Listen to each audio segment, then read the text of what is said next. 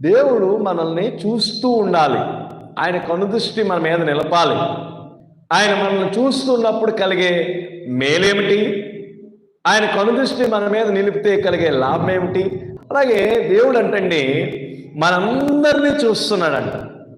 ఎవరిని ప్రాముఖ్యంగా చూస్తాడని అంటేనంటండి, ఒకసారి సామెతల గ్రంథము 22వ అధ్యాయము 12వ వచనం. సామెతల గ్రంథము, యెహోవా చూపులు జ్ఞానము గలవారిని కాపాడును. ఎవరి వైపు ఎక్కువ ఆయన చూపు ఉంటదంటేనంట, అంటే నరులందరినీ చూస్తున్నాడు. వారికి కాలగతులు ఆయన చేతిలో ఉన్నాయి. ఏ వ్యక్తి ఆయన కనుదృష్టిలో నుంచి తప్పించుకోవడలేదు. కానీ జ్ఞానం కలిగిన వారి మీద అంటండి ఏముంటున్నాయంట, ఆయన చూపులుండి తర్వాత ఏముంది, ఏమవుతున్నాయంట, కాపాడబడుతున్నామంట. మీరు చేసినా చేయకపోయినా, మీరు ఉన్నా ఉండకపోయినా, ఆయన మాత్రం మిమ్మల్ని ఏం చేస్తున్నాడంట, చూస్తున్నాడంట.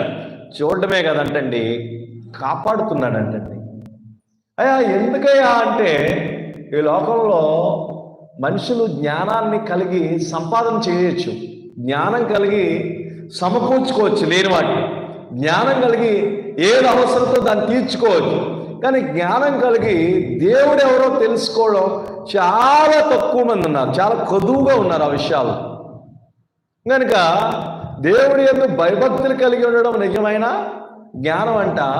ఆ జ్ఞానం కలిగిన వారి మీద దేవుని చూపు, దేవుని కనుదృష్టి, దేవుని యొక్క దృష్టి ఉండి ఏమవుతుందంటే కాపాడబడుతున్నామంటండి.